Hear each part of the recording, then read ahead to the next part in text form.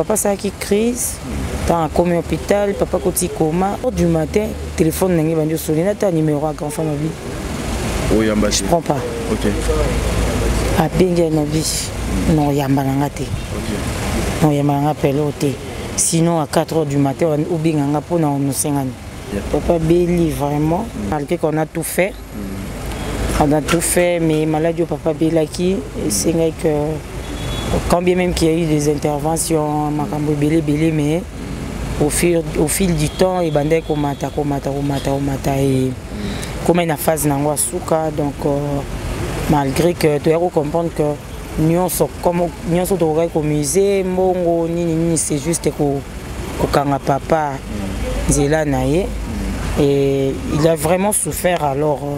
Nous avons décidé papa tika biso. Maman Bellevue ou maman Sila ba epé yo zala na bango mwa mingi si ba komi awa ou bien si ba bengi déjà ba na zana ba mingi on faut o epengler ka maman Bellevue maman Sila tena na moni odo yelinga na mutu eza kotangela komi langa 10 kandi to vandi boy komi langa na 10 personnes pour na nini maman Bellevue maman Sila suki wana quand tu veux juste t'arrêter na maman Bellevue na maman Sila ina zabo na kufeli papa na tomboli ma pekate na kufeli papa batu nyonso yo yebi na ya minene na ba oba banjo bima na ba oba zala na ba oba zulu kozala ba obenga ngate ngana kufe papa parce que papa kufe papa bango pourquoi to citer kaka bango mibale est-ce que ka bango mibale mbasa et ceux qui pèsent bonté c'est bango mibale pa ba obenga ngate.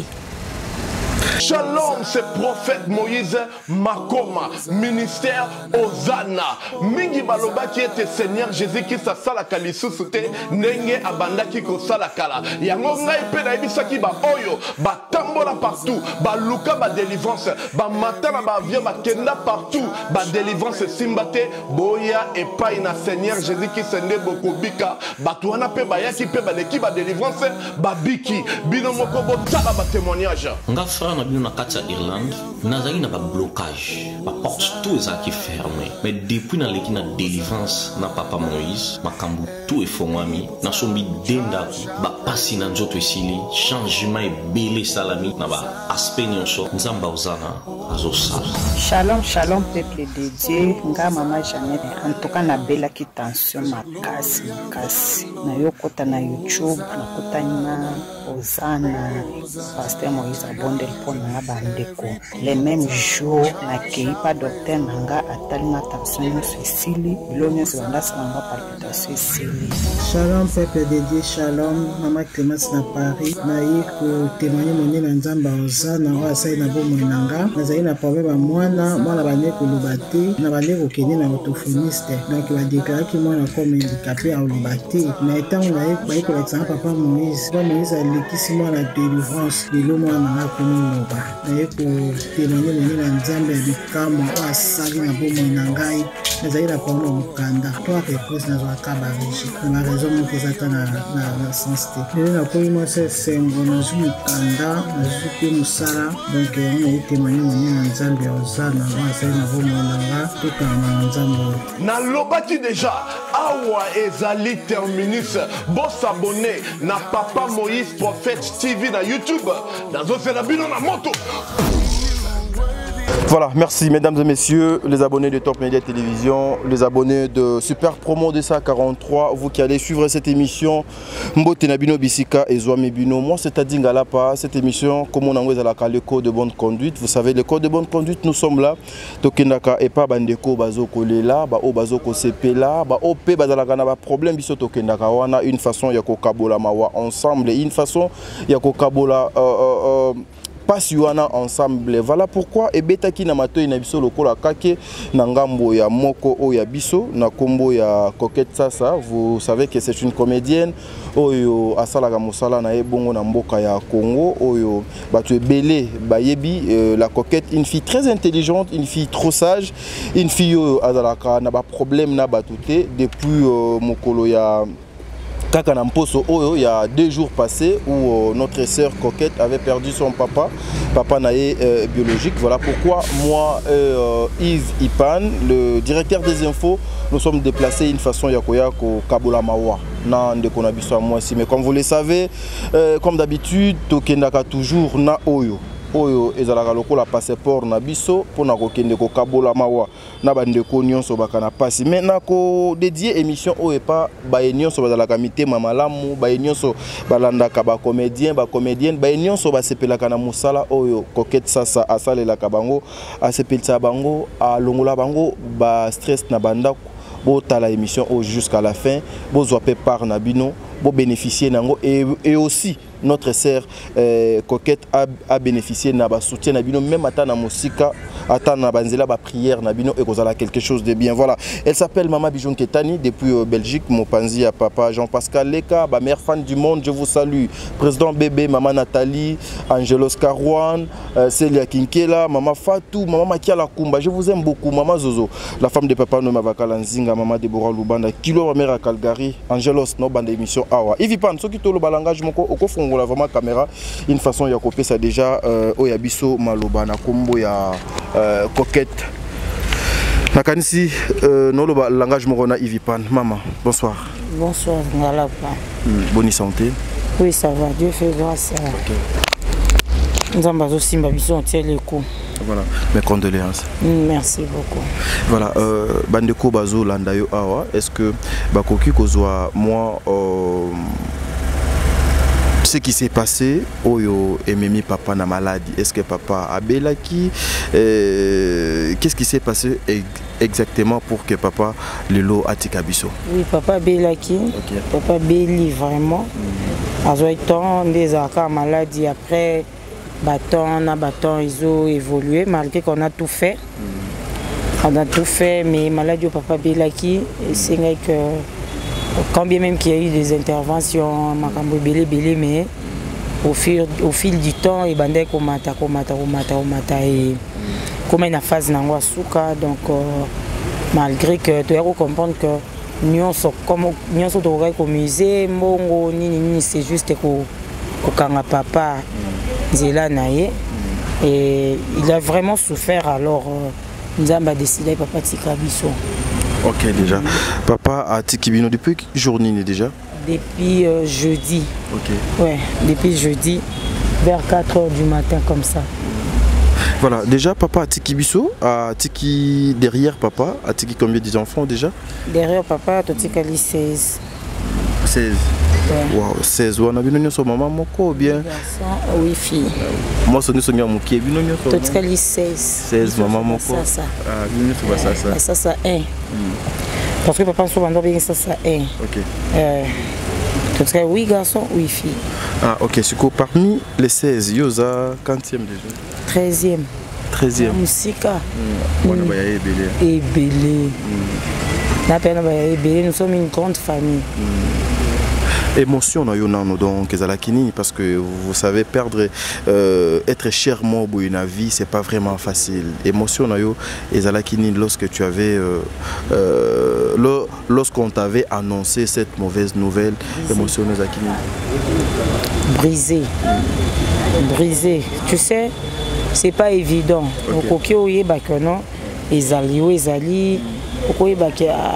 Souffrir vraiment mais c'est vraiment pas au vanda pour yo tela mtuno ke mtu akende. OK. Ah donc on a ko tela mtu ke papa akende. OK. Ata koza na douleur, ata koza na nini, ata nini mais que au vanda bo kanisa papa akende non. Voilà. Mais Dieu en a décidé autrement mais j'étais vraiment brisée. Je savais que papa ça qui crise.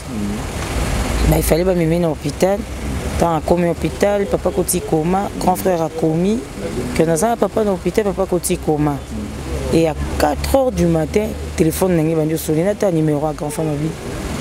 Oui, je prends pas. OK. À Benga na vie, non yambalanga te. Non yambalanga pelote. Sinon à 4h du matin, on binganga pour nous 50. On prend nos zoaté. Après on a vendu, on habité na cha connexion, on établir la connexion dans la bouille. Un petit mon corps qui répond à paix notre Père, gloire à Dieu et tout et tout. J'étais voilà. Voilà. Actuellement, le corps de papa se trouve où? C'est dans la morgue cinquantenaire. C'est dans la morgue cinquantenaire. Le programme jusque-là, non, est limité. Si, on enterre papa le 3 novembre. On a un programme d'être au Sali, sauf que je pourrais confirmer demain ou lundi, parce qu'on a une dernière réunion demain. Je pourrais confirmer demain ou lundi. Mais la date du 3 novembre, on a retenu jusque-là. Ok, merci beaucoup. Voilà, merci beaucoup. Merci na Coquette, merci Nabino Baenion Sobozo Landa émission depuis Banda Kunabino. Prenez aussi le temps, il y a qu'au partager en je pense Bible et lobby bien. Tous les lana ba obazo kolela to kabolamawa ensemble. Il est temps oyo to occupé ko manifester bolingo na biso to za kanango vis-à-vis ya ndeko oya moi si il est temps aussi ya ko luka moi ya ko partager ma wana biso ensemble. Mais est-ce que to koki ko zo moi cursus moi biographie à papa papa azala kinani papa faisait quoi une façon aussi ya bandeko bazo landa biso ba meka aussi à koye ba pe ko comprendre papa même après son passage na Samokili. Mon père il fut au bureau de bien le bourgmestre. OK. Kalabando est commissaire des zones. OK. Il y a commune à Mongafula. Mon père fut aussi un conseiller de la République. Honorable Sassa, au conseiller de la République. Il fut parmi les conseillers à transition parlementaire. Donc au conseiller de la République, Parlement des transitions. Mon père fut un conseiller proche, parmi les conseillers proches du président, du maréchal Mobutu. Mon père, il fit quoi? Il fit m'embébélé, hein, papa. Donc mon père vraiment était un génie. Il était vraiment un génie. Et ancien politicien aussi. Il était journaliste aussi? Non, le journaliste c'était mon oncle. Ah, okay. Mon oncle paternel, papa Lekinanga, qui vient juste après mon père. Il est journaliste. Donc voilà. Après, papa a commencé exilé. Exilé avant d'être au Canada, après à Zongiki, après qui sous Canada, après aïe. Voilà. Donc, Yopé au Botamika, ah, on a le pont. Non.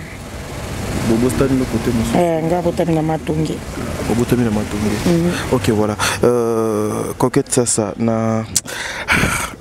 Il y a qui n'a tout ma question. Supportez-moi. Na retourne à la question. En parlant de papa, par rapport à la biographie à papa, par rapport à tout ce que papa a sali, et ça prouve suffisamment que Coquette c'est une fille à outil d'une bonne famille. Votre métier aux Osala Lelo, beaucoup de personnes babenga kango musala moko ya bano yo bazanga espoir, excusez le terme, je pense au contredire ngaité musala moko ya vaurien, musala moko ya bato yo bauti na ba famille moko boye et puis justement lokola eloko ya kosa les ate aye komi bwaka na kati ya théâtre. Est-ce que c'était facile aussi pour Nayo, il y a kokota na milieu oyo par rapport il y a créneau, il y a occupation, il y a poste au papa à occuper qui na mboko. Pas vraiment trop. C'était vraiment pas facile. Papa penza pendant lingate, mais il a fallu du temps pour n'en prouver papa le contraire. Tu vois, parce que les loyo les appels à misa misusu ba désespéré ba ope ba moni que non akoko mibwa kananga bazana bango. Il a fallu du temps pour la papa que non papa ozo kanisa o eza bongote eza boebo. Il a aussi fallu du temps pour nous convaincre peut-être bandeko nanga pe o na botama na bango. Il a fallu du temps pour convaincre ba maman nanga. Il a vraiment fallu du temps et lelo si je te dis que na famille nanga bandimaranga puissante chez Dr Cathy Munga. Comment on sœur Cathy Munga, nazali naturothérapeute, nazali kosunga bandeko bazali na bokono ndenge na ndenge au moyen de plantes naturelles. Bandeko bazana ba problème ya ba hémorroïdes interne tout comme externe, infection urinaire, prostate, azoospermique, obota ezalité, rhumatisme, nerf sciatique, gouttes, règles douloureuses, glaucome, vision floue, motupa si intense, sinusite, awa nazana kati ya laboratoire. En débisika na séchaka ba plante banzete bamakasa ya ndenge na ndenge depo na nga yango oyo esika nasalaka baformi na basolution na nga. Merci na équipe mobimba ya Maison chez Cathy, en particulier Joyce Bolaba. Shalom, shalom à vous les enfants de Dieu. Na pesibino mbote na kombo na Yesu, c'est bien moi votre frère, le pasteur Israël Nash. Je vous salue au nom de Jésus. Je suis précisément à Kinshasa. Naza responsable à Ophelina. Jésus est mon papa. Naye liboso na bino pour na représenter bino bana o bozomona na bilili pe ba difficulté tozanango. Na bandaki musala o ça fait longtemps ya koboko la bana selon ainsi dit l'Éternel. Mais ba difficulté ezamingi te ya loyer parce que tozo foutela. Et puis, difficulté à foutre là-bas dans Minerval pour tout suite au bandaki. Tout ça qui avance, mais tikalindambo. Nazo banga, kebana oyo, bakata classe, bakoma nangona soukate. C'est pour cela, Dieu m'a mis au cœur, na lancé message oyo, na batunyoso, ya motema malamu, basunga bana oyo, bozomona na bilili. Bana oyo, bozomona na bilili, ndambo na juna rompengaba, ndambo victoire, ndambo limité, et puis ndambo l'état pesengai. Pour la bande kolanga nyoso ba congolais, bobi ba réalité nini to passé nango na mboka. So kinga simple individu, nandimi kozwa bana o na bokola na ainsi dit l'Éternel. Ce qui l'état s'est décidé, tout le monde a sous fazer na zelate. C'est difficile, ya osala ngonga moko, c'est pour ça na zo lancer appel na bana nyoso nzambe pour na classe ya bana oyo, pour na loyer na bango, kolata pe kolia na bango. Na osenga na batu nyoso baza cœur sensible, pe baza na motema kosunga ba sunga biso pe ba salisa biso. Toza na commune ya Kalamu, quartier Kauka, référence ya monene tukangamina université Kimbangiste, avenue comme on a Marin numéro 16. Numéro de téléphone biso pour na bateau balingi ba contacter biso pour na ba détail mosusu isa plus 243 89 72 32. Merci ça je Nayuki ba réponse non ça me va droit au cœur. Merci beaucoup Yves Pan, le directeur des infos. Mais ça oyebi nayebi ba papa ya ba mouvancier na ba ninga ebele. Ba papa na bango bazala ba mouvancier mais nayebi ndenge ba papa na bazala surtout soit ba linette à kitisi awa eza somo na mosalo toyebi ete on vous traite de pute de filles trop faciles. Est-ce que intégration nango nanu na kati yanda kuna bino avant le lo commander comme boy c'était facile? Non, je viens de le dire, c'est facile vraiment té. Il a fallu du temps. Tant on a qui aiment sous connu quoi ma tant on a pesé peine à persécution nango. Ils ont peine à persécution nango mon a que on sous chose ndenge mon a grande sœur mais comme ça pas plus me le papa pour anine pour à mon occupe place mon boy. Tu vois. Lelo t'as dit ezana nini musala nini oyo ba fi facile bazate. Tangilanga on a. Ah bon, on gagne pour notre temps, c'est moins difficile comme c'est moi qui posais des questions. Eh, musala nini opende oyo moi que fi facile à ater. Donc c'est eza na oka bongo. Na ba métier nyonso fi facile pe. Azali ta mingi te matamu kié kaka. Azana kaka. Donc voilà, il y a aussi des filles faciles en veste. Bazali, il y a des lunettes noires aussi. Na lunettes noires côté ba lunettes penza vue claire penza. Mais facile et légère. Donc et bazala bango on en rencontre un peu partout. Na misala nyonso mais voilà quoi.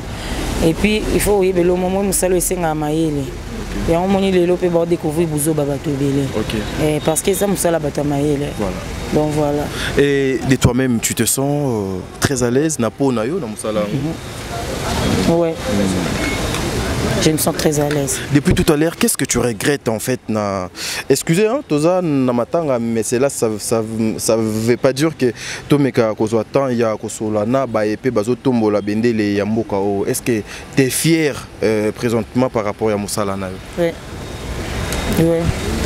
Au moni parfois ça demande pas un sousuna zoa trophée mon souhait andene. Moi ma fierté à moi et bandaka na partie où ils que na yebi que na kota na nda comme on apporte solution moko. OK.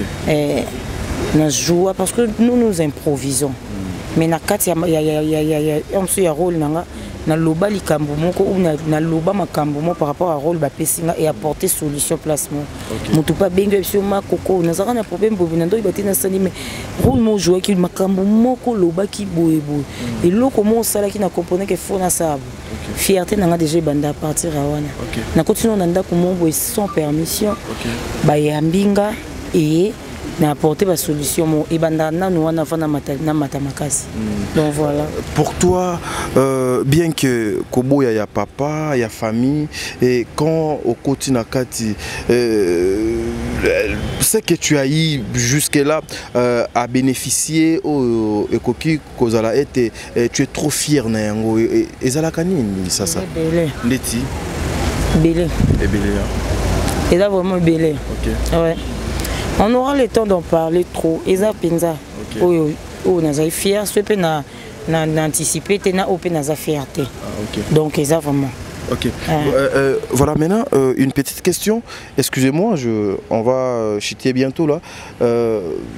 Lorsque tu regardes le théâtre, ndenge bino bozalaka ensemble, ndenge papa pe akeboy.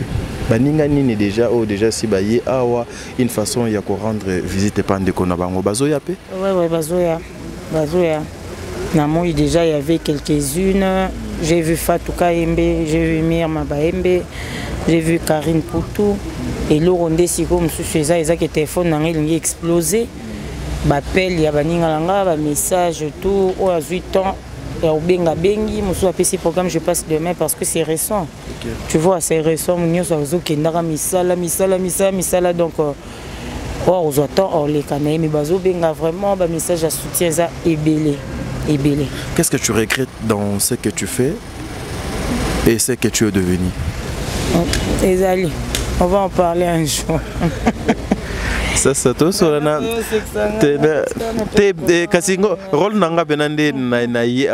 je peux pas te laisser aux à la triste maman. On va bon je vais mélanger mes sentiments. Déjà je pleure mon père. Je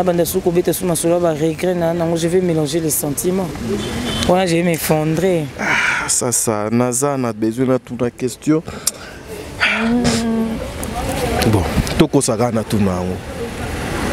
Je te vois souvent trop jouer avec maman Bellevue, hein, contrairement à maman Silla.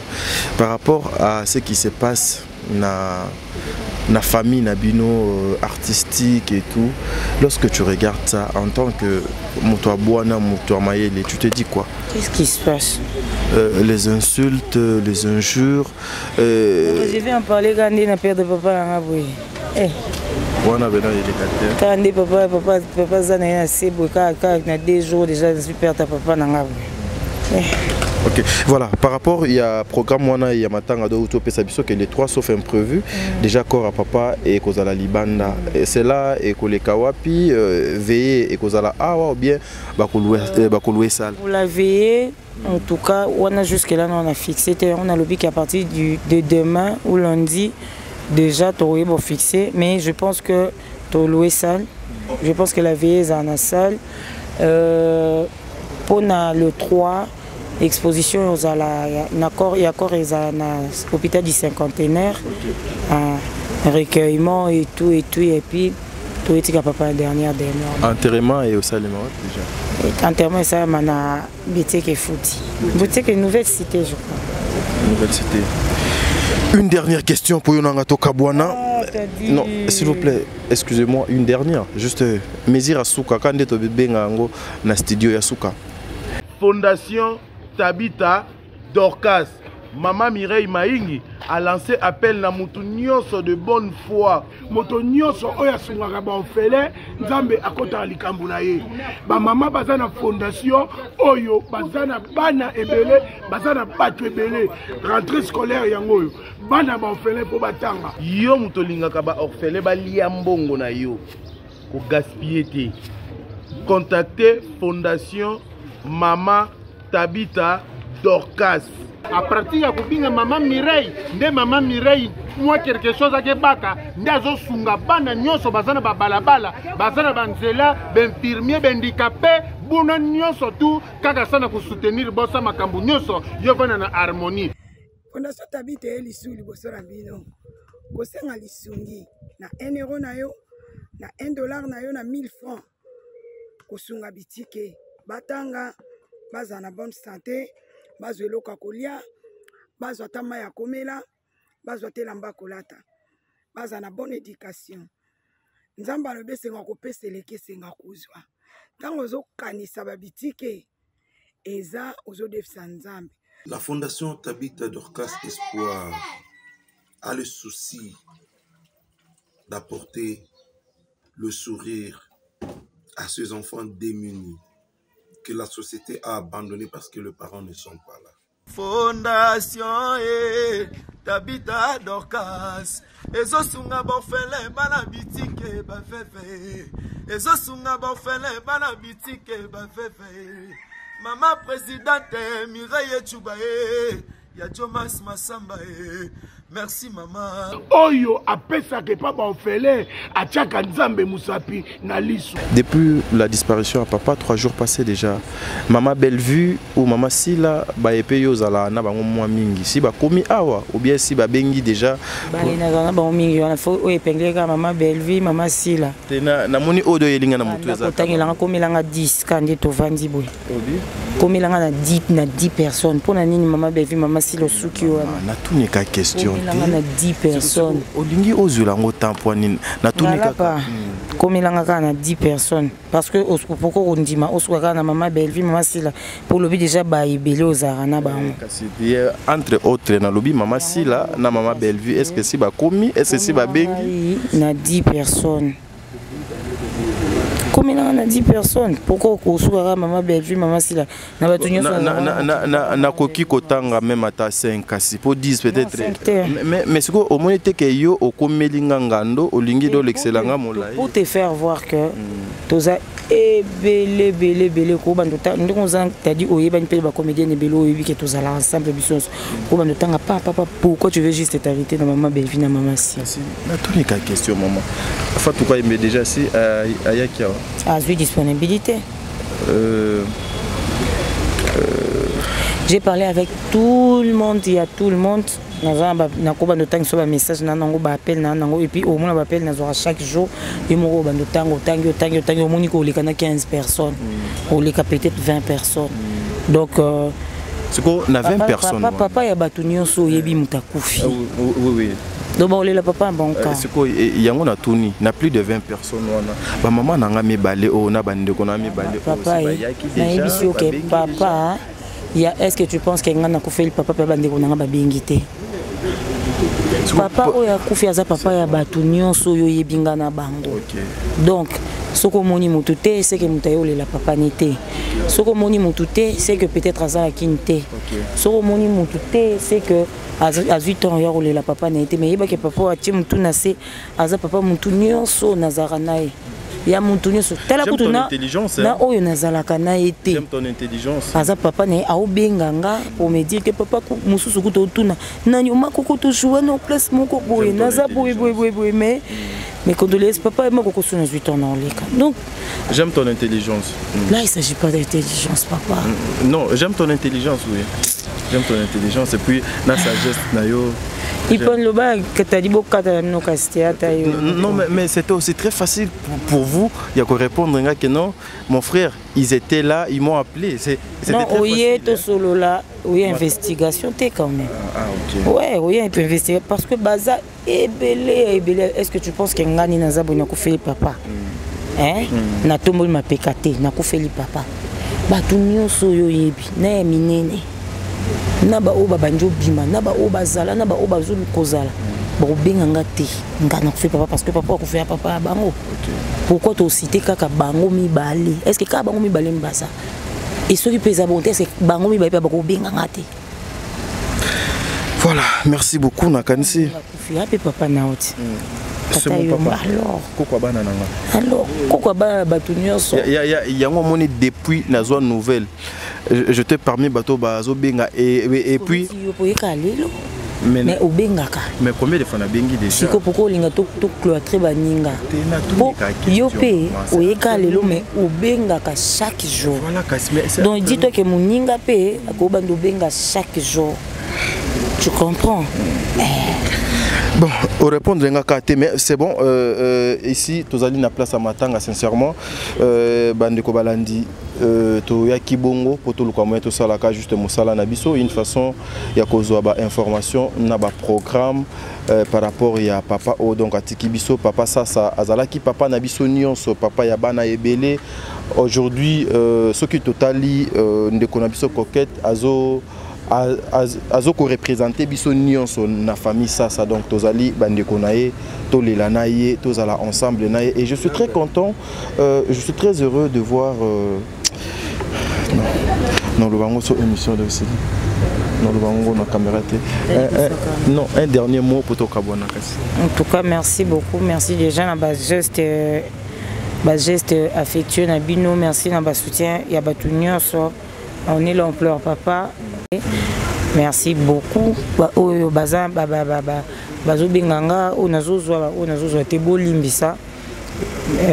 pense que vous comprenez comment ça se passe. Donc, mais attendez, nous avons papa, toujours les papa ensemble. Mais ça pardon, on comprend l'ingala soukolobité. Bah ozozwana ba oyo ozozwate boli. Parce que ça batum susu kuta ba appel manqué, batum susu mona ba bengi yo makoko nazo bengo ozozwate, mususu na minute wana ozosimba téléphone te, mususu parce que des fois ba ozwa téléphone ba bombi, mususu pas comme lui belé peut-être yo répondre tard, mususu ba plus lourd moi bon. Mais on est là quand même. Merci beaucoup vraiment. Merci beaucoup. Voilà, ça n'est fini pour aujourd'hui, mesdames et messieurs. Ezalaki esengo bongo ya ko yambela bino ndeko coquette oyo asale la bino musala malamu. Ce qui Jésus-Christ a été tokozala awa. Tozali bongo na monga fula na arrêt armé, ce qui déjà au commis na arrêt armé wana au traversé au tunika Prince Akala bakolaksayo bisika boni résidence familiale ezali bisika matanga papa na biso ça ezali Jésus-Christ azala na bino moi c'est à dingala pas il vit pas nazaki derrière la caméra tokutani très prochainement. Merci beaucoup Yves.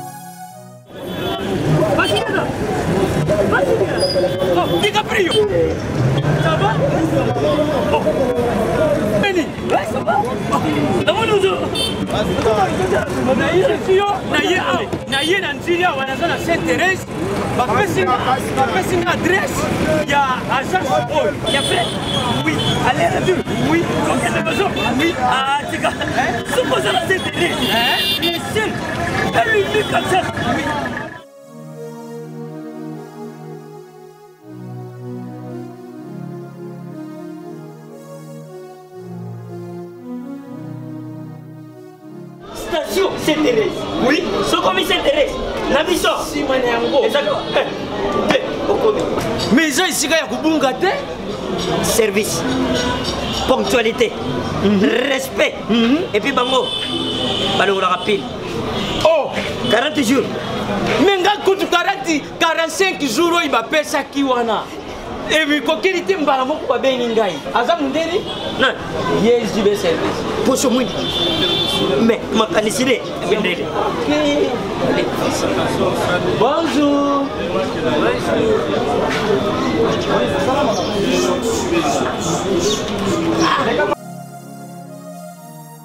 Papa Julien, DiCaprio. Papa Julien, DiCaprio. Omonio. Eh, la JB service. Et puis il y a José Baïla. Il y a José Baïla. Ah, moto moi de le mo. Ya mundede. Attention ton ganayo. Moto ko lo guate. Ko so to ngalo mo bigba. Yango JB service. Et ça kaka wana kisasa. Teye. Oh, Angola. Brazzaville. Tosuket. Kalamingite. Mokili mabimba. Abilo. Aujourd'hui. Donc à longo di biso pili ya makambo ezaki 40 jours mais okumona contenir ezali 6 mois. Papa Sile. Yebisa na voici. Oh basala bandeko na meki. Na meki la poto. Place ya série ya kotsa bilo. Ezai pa ya José Baïla. Sibe service. Eza kubeta bango toujours. Frappe finale. Frappe finale retour. T'inquiète. Ah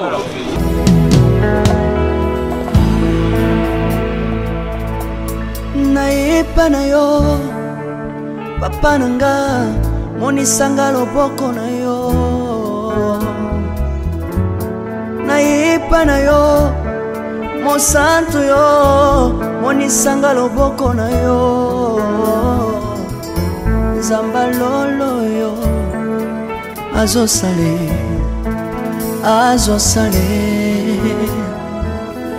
Zamba lolo Azo sale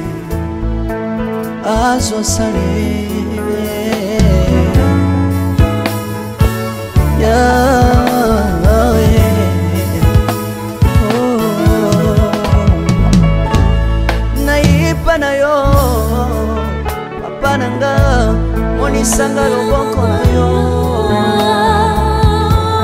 Naipa na yo mosantu yo monisanga loboko na Zamba lolo yo Azo sale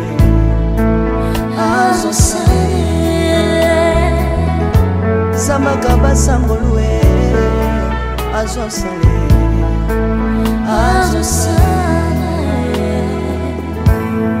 Salilanga Yesu Yesu oh. Salilanga Yesu Yesu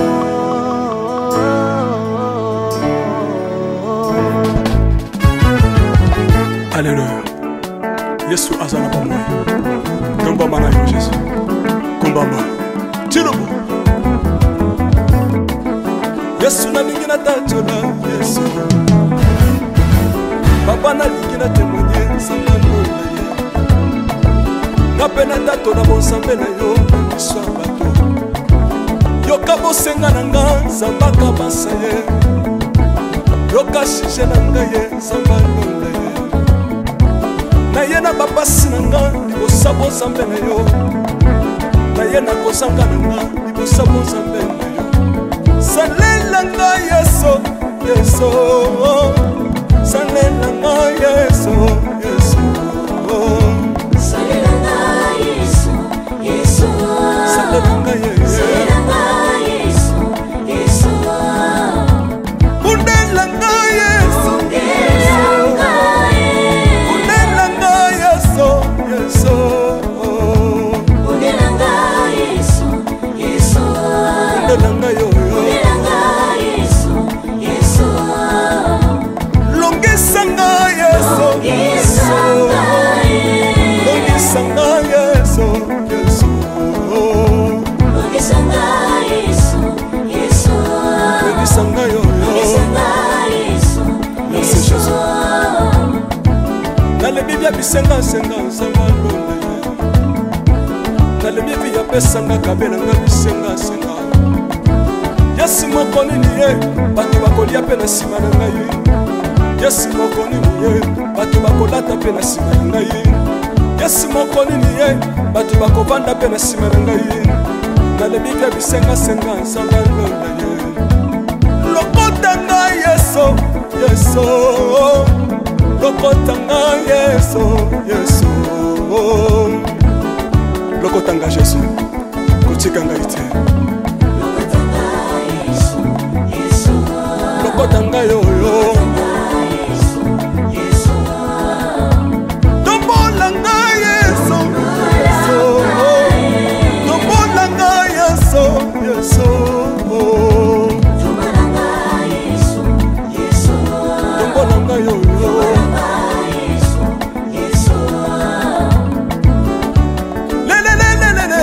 Sawa fako, sawa fako. Watitishina nsambi watenzelela.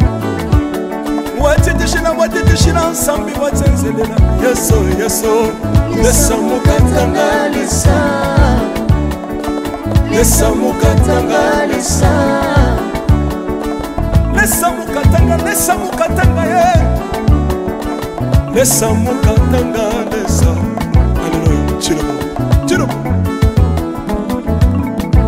Soki nazoyemba opekisanga te oyebi te bisika nzambe atokotanga. soki nakoma kosambela sambela opekisanga te oyebi nde bisika nzambe azwanga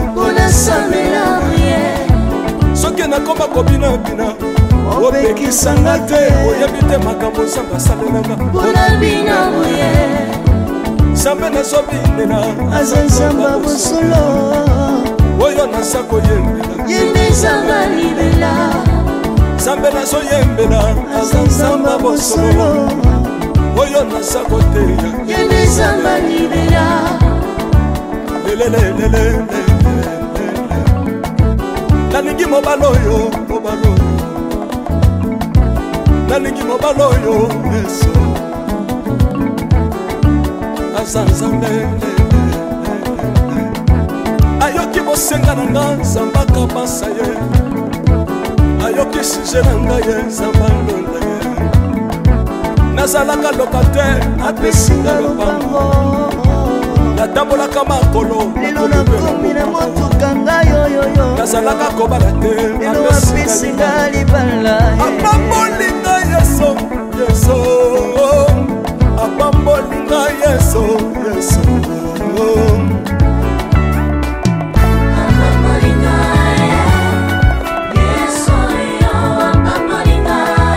yesu apambolinga chilobo yesu alokotinga apesitina aza nzambe nalingo beta mololo bisika ezali yo beta mololo wapi bafisi du prophète bana royaume de dieu bana centre de réveil ozobouge obinaka wapie mpona pambola yo ingénieur ki on est ensemble na yesu elongo tozomata mabe ya nzambe eza wapi soki nzambe azopambola yo